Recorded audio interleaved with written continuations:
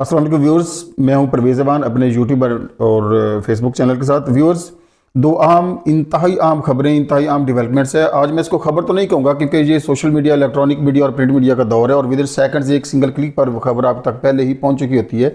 लेकिन मेरा और हमारा काम इसका तज्जिया करना है, इसका पोस्टमार्टम करना है। एक इंतहाई अहम डेवलपमेंट जो पाकिस्तान और ईरान के कॉन्फ्लिक्ट के हवाले से है, जो सारे मीडिया पर, सारे पाकिस्तान के माहौल पर, सियासी मंजरनामे पर छाई रही है, उसके हवाले से बात करनी है।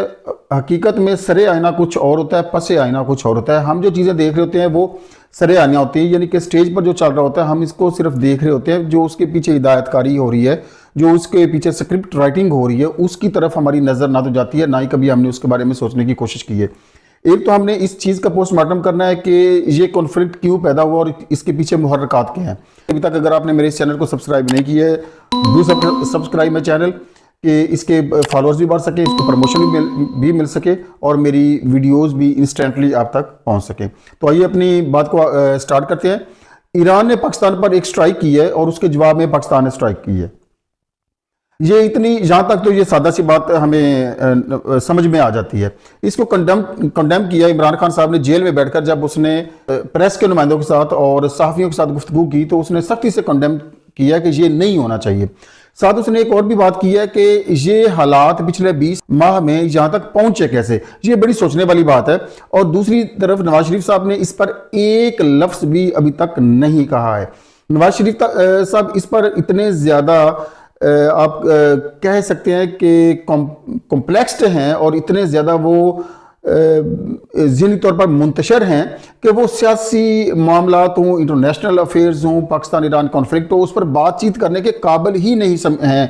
खुद को, अपने आप को इतना फिट ही, इतना कॉन्फिडेंट ही नहीं समझ रहे हैं। हाफिजाबाद वाले जलसे में जब वो आए तो 10 मिनट के लिए आए और सिर्फ एक ही रट लगाए रखी है।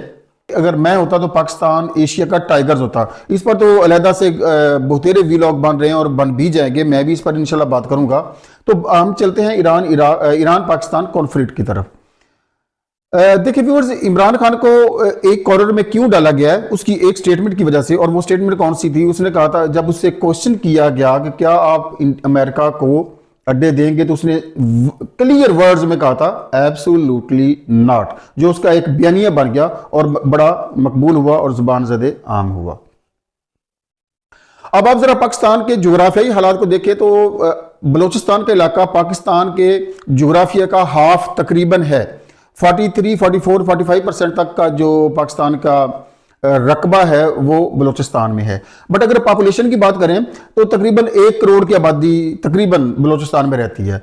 तो जो अब आप इस सारे मंजरनामे में देखें तो बलोचिस्तान में दूर दूर तक इंसानी आबादी आपको नजर नहीं आती और वहां पर बैठकर कोई भी मिलिट्री एक्शन करना या कोई भी तखरीबी कार्रवाई करना और उसकी प्लानिंग करना निस्बतन बहुत ज़्यादा आसान है। सादा तरीके से ये बात हमारी समझ में आती है कि जो ईरान ने स्ट्राइक की है पाकिस्तान पर, वो उन्होंने जवाब बनाया कि ईरान के बॉर्डर के साथ कि ईरान और पाकिस्तान के बॉर्डर के करीब जब ईरानी हदूद में हमला किया गया और उसमें 80 से ज़ायद तकरीबन ईरानी जानें ज़ाया हुई हैं, जो वाकई काबिल अफसोस भी है और उसको कंडेम भी किया जाना चाहिए कि दहशतगर्दी का वाक़या हुआ है। तो उसने उसका सारे का सारा इल्ज़ाम पाकिस्तान पर लगा दिया है और उसके बदले में पाकिस्तान पर स्ट्राइक की है। ईरान ने जो पाकिस्तान पर स्ट्राइक की है, इसके पीछे असल मुहर्रिकात क्या हैं, उनको आप जोड़ के देखें इमरान खान के उस स्टेटमेंट के साथ कि जिसमें उसने एब्सोल्युटली नॉट कहा था। इस वक्त पाकिस्तान के बलोचिस्तान के इलाके में अमेरिका के अड्डे कायम किए जा रहे हैं और वो फंक्शनल हो रहे हैं। पाकिस्तान के अंदर बैठी 3 ताकतें, बरतानिया, अमेरिका और सऊदी अरब के डिप्लोमेट्स इस मामले में बहुत ज़्यादा कंसर्न है।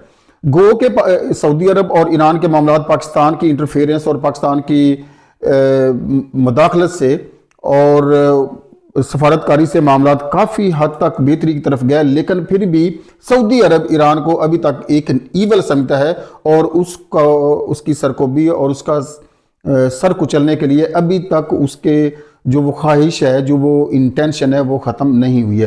तो ये जो 3 ताकतें यहाँ पर पाकिस्तान के अंदर डिप्लोमेट उनके बैठे हुए हैं, सऊदी अरब, ईरान, सऊदी अरब, अमेरिका और बरतानिया के, वो स्टिमुलेट कर रहे हैं, वो इस तरह के मामलात को पैदा करने की कोशिश कर रहे हैं कि पाकिस्तान और ईरान के मामलात आपस में ख़राब हों।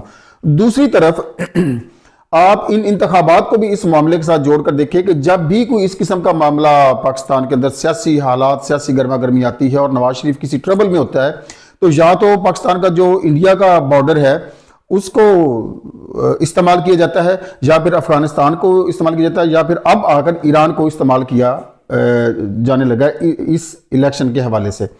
एक और बात मैं आपके साथ कोट करता चलूं कि पाकिस्तान आर्मी के साथ पाकिस्तानी अवाम की मोहब्बत कोई ढकी छुपी नहीं है। पाकिस्तान की आर्मी हमारी शह रग है।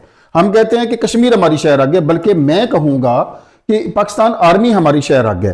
पाकिस्तान आर्मी ने जो सिंपैथी, जो हमदर्दी, ये व्यूअर्स सिंपैथी और हमदर्दी के अल्फाज बहुत ज्यादा कमजोर हैं, ये उस अंदरूनी कैफियत को बयान करने के लिए नाकाफी हैं। तो यहां पर मैं रोमांस का लफ्ज इस्तेमाल करूंगा। पाकिस्तानी अवाम का जो रोमांस था पाकिस्तानी आर्मी के साथ, जो 1965 के बाद एक क्लाइमेक्स तक पहुंचा, बहुत ज्यादा रूज तक और तकरीबन 4 दहाइयों तक ये रोमांस पाकिस्तान और आर्मी का चलता रहा। ये 2018 के इंतखाबात के बाद बिलअमूम और पीटीआई की गवर्नमेंट को गिराए जाने के बाद बिलखसूस ये जो पिलर था, ये जो सतून था रोमांस का between Pakistan army and Pakistani people, वो धड़ाम से नीचे गिर गया और वो कन्वर्ट हो गया नफरत में। अब नवंबर 2022 में जब कमांड आर्मी की चेंज हुई है, तो मई 2023 तक बड़े न्यूट्रल से हालात चलते रहे और क्रिटिसिज्म भी होता रहा, लोग काफी इस पर बातें भी करते रहे। तो 9 मई के वाक़े के बाद कुछ ना कुछ ग्रिप किया पाकिस्तान आर्मी के जो कमांडर इन चीफ हैं, उन्होंने हर चीज को मैनेज करने की कोशिश की, लेकिन वो जो रोमांस का आंसर था वो अपनी जगह पर रीगेन ना हो सका, वापस अपनी जगह पर नहीं आ सका है। तो अब आकर जो ये एक ईरानी स्ट्राइक पाकिस्तान के अंदर होती है, उसके जवाब में पाकिस्तान ने काउंटर अटैक किया और काउंटर उसका जवाब दिया है। अब दोनों तरफ से निगोशिएशन की बात हो रही है कि इन मामलात को निगोशिएशन के जरिए से, मुज़ाकरात के जरिए से हल किया जाना चाहिए। और बिल्कुल डेफिनेटली नाज़रीन, बात भी यही है कि जो काम टेबल टॉक के जरिए से हो सकता है वो जंग और लड़ाई के साथ बिल्कुल भी नहीं हो सकता है। लेकिन क्या ये काउंटर स्ट्राइक्स, अब ये सिंपल सी बात नहीं है कि उन्होंने स्ट्राइक की, पाकिस्तान ने जवाबी स्ट्राइक की, बात खत्म होगी, ये सिंपल सी बात नहीं है। इसमें पाकिस्तान ने जो अमेरिका को बलूचिस्तान के अंदर अड्डे दिए हैं वो भी ईरान को खटक रहे हैं डेफिनेटली, क्योंकि वो अड्डे ईरान अमेरिका के जहां पर कायम करना सिर्फ अफगानिस्तान के लिए नहीं है, वो घेरा जा रहा है ईरान को भी। अब ईरान को भी इस बात की समझ है कि ये किस तरह से मेरे खिलाफ इस्तेमाल हो सकते हैं, और खासकर बलूचिस्तान के इलाके में जहां पर जो पॉपुलेशन है, जहां पर जो ह्यूमन पॉपुलेशन है, वहां पर बहुत ज्यादा रेयर है।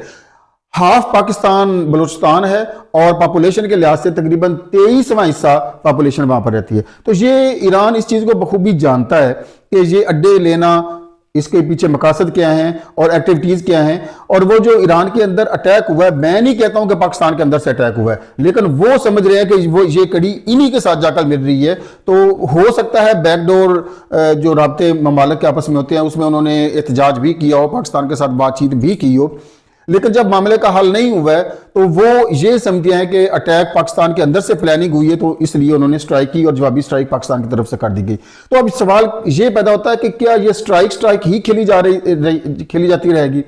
जैसा कि श्री रहमान ने भी इसको कंडेम भी किया है, उसने ये भी कहा है कि उसने स्ट्राइक कर दी, इसने स्ट्राइक कर दी, तो ये इतनी सी बात नहीं, बात इससे कुछ आगे है। तो देखना यह है कि क्या हम स्ट्राइक ही खेलते रहेंगे या ये मामला खत्म होगा। व्यूअर्स, मैं नहीं समझता हूं कि ये मामला जो अब छिड़ गया है ये इतनी जल्दी खत्म होगा, क्योंकि हमारी जो स्टैब्लिशमेंट है और हमारे जो मुक्तदर हल्के हैं वो उसी रोमांस को रीगेन करना चाहते हैं और किसी न किसी ऐसी एडवेंचर में इन्वॉल्व रहना चाहते हैं कि वो रीगेन हो। जबकि अमेरिका बलूचिस्तान में आकर बैठा हुआ है, पाकिस्तान में उसका सफीर भी बैठा है, बरतानवी सफीर भी है, और सऊदी अरब भी जो शुरू से लेकर ईरान के साथ कॉन्फ्लिक्ट की सिचुएशन में रहा है और ईरान को एक ईवल के तौर पर समझता रहा है और उसका सर कुचलने के लिए हमेशा सरगर्दार है, वो भी पाकिस्तान के अंदर बैठे हुए। पाकिस्तान की ईरान के अवाम की आपस में मोहब्बत किसी से ढकी छुपी नहीं है। मैं इस व्लॉग में ये नहीं कहना चाहता हूं कि ईरान ने जो हमला किया है वो जायज़ है, उसको जायज़ करार दे रहा हूं, लेकिन इसके पीछे के जो मुहर्रकात है मैं सिर्फ आपके सामने वो रखना चाहता हूं ताकि आप उनको अच्छी तरह से अंडरस्टैंड करके एनालिसिस कर सकें।